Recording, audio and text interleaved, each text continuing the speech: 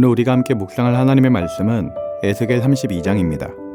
말씀 봉독은 1절부터 2절까지 하겠습니다.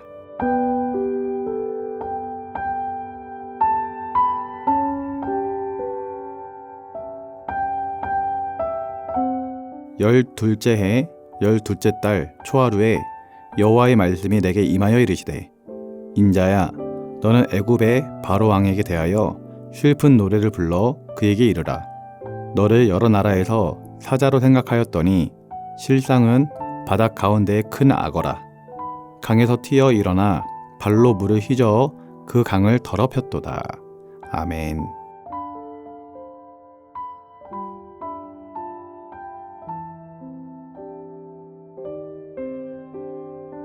오늘 말씀은 하나님께서 에스겔에게 주신 애굽에 대한 예언입니다. 그런데 32장은 그 예언을 애가, 그러니까 죽음을 애도하는 노래로 시작하고 있습니다. 그것은 하나님께서 애굽을 이미 죽은 사람처럼 보고 계신다라는 것을 뜻합니다. 그런데 사실 누가 보아도 애굽은 망할 수가 없었고 죽을 수가 없는 나라였습니다. 그 당시에는 이 애굽이 굉장히 크고 강한 나라였기 때문입니다.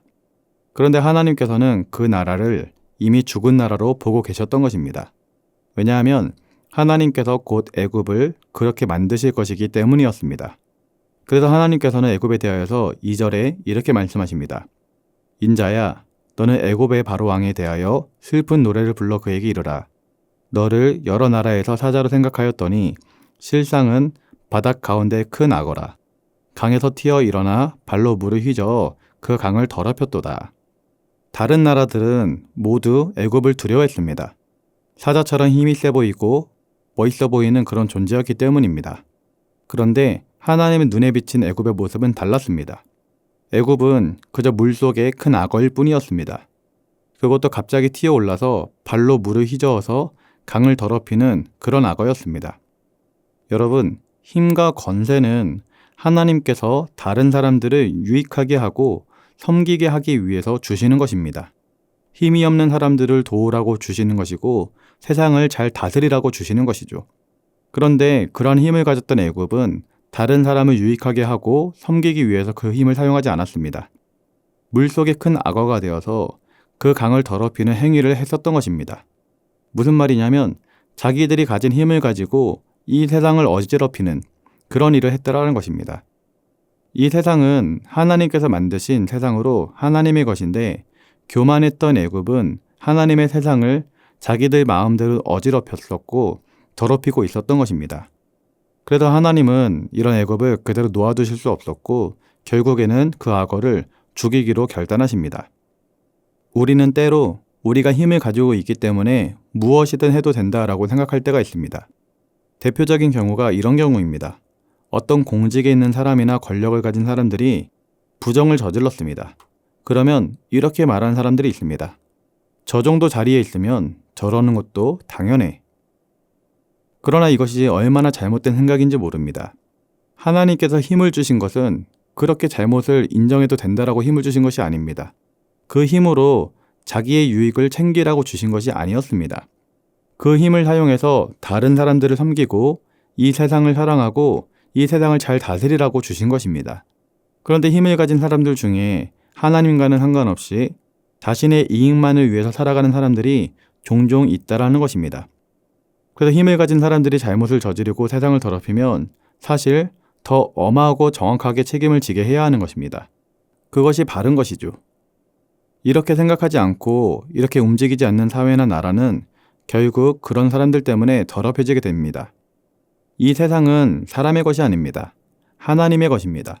그래서 사람이 함부로 이 세상을 더럽히면 안 되는 것입니다. 이 세상에 함부로 악한 것을 끌어들여 이 세상을 혼탁하게 만들면 안 되는 것이죠. 하나님께서는 그런 모습을 절대로 죄 없다 하시고 이해해 주시지 않으십니다. 여러분, 오늘 말씀을 보면서 나는 어떤 모습으로 살아가고 있는지를 살펴보기를 소원합니다. 우리에게는 내가 살아가고 있는 삶의 자리가 바로 세상이고 나라입니다. 우리는 우리에게 맡겨진 세상과 나라를 깨끗하게 지켜야 합니다. 할 수 있다면 더 깨끗하게 만들려고 애쓰면서 노력하면서 살아야 하는 것이죠. 사실 주변에서 그렇게 세상을 더럽히는 사람들을 보면 참 속상하기도 합니다. 그런 세상을 보면서 좌절감마저 드는 것이 사실입니다. 저렇게 힘센 사람들도 저렇게 하고 저렇게 힘센 사람들이 세상을 이렇게 힘들게 만들어 놓는데 나 하나 잘한다라고 뭐가 달라질까 하는 그런 생각이 들곤 하는 것입니다. 그런데요, 우리는 그런 상황 가운데서도 소망을 가져야 합니다. 오늘 본문 13절을 보면 이렇게 말씀하고 있습니다. 내가 또 그 모든 짐승을 큰 물가에서 멸하리니 사람의 발이나 짐승의 굽이 다시는 그 물을 흐리지 못할 것이며. 사람들이 아무리 이 세상을 더럽혀 놓아도 하나님께서는 이 세상을 다시 깨끗하게 만드실 것입니다. 그리고 그렇게 세상을 더럽힌 사람들을 벌 주셔서 다시는 세상을 더럽히지 못하게 해주실 것입니다. 이것이 바로 우리에게 소망이 되는 것입니다. 하나님께서는 이 세상이 아무리 더럽혀지고 망가진다 할지라도 결코 포기하지 않으십니다. 결국에는 모든 것을 원점으로 바로잡는 것입니다. 그때가 되면 하나님께서는 그렇게 더럽혀져가는 세상에서도 스스로를 지키며 세상을 조금이라도 더 깨끗하게 하려고 애쓰며 살았던 사람들에게 합당한 상을 주실 것입니다. 그날을 기대하고 소망하면서 더럽혀져가고 있는 세상 가운데서도 순결함을 지키고 거룩함을 지키며 살아가야 될 줄 믿습니다. 우리 사랑하는 성도님들이 그러한 삶을 살아갈 수 있기를 예수님의 이름으로 기도드립니다. 기도하겠습니다. 사랑의 하나님 아버지, 이 세상의 주인은 하나님임을 고백합니다. 그러나 이 세상에는 하나님과는 상관없이 이 세상의 주인은 나라고 외치며 세상의 물을 흘려놓는 사람들이 많은 것을 보게 됩니다. 주님, 우리는 그러한 자들과는 반대되는 삶을 살아가기 원합니다. 우리가 살아가고 있는 삶의 자리가 바로 하나님께서 나에게 주신 아름다운 나라라는 것을 기억하며 작은 데서부터 하나님 나라를 아름답게 가꾸어 갈 수 있도록 우리에게 은혜를 더하여 주시옵소서. 감사를 드리며 예수님의 이름으로 기도드립니다. 아멘.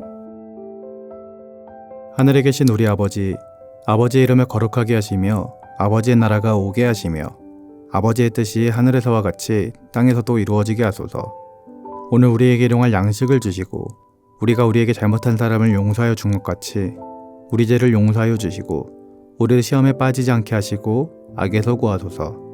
나라와 권능과 영광이 영원히 아버지의 것입니다. 아멘.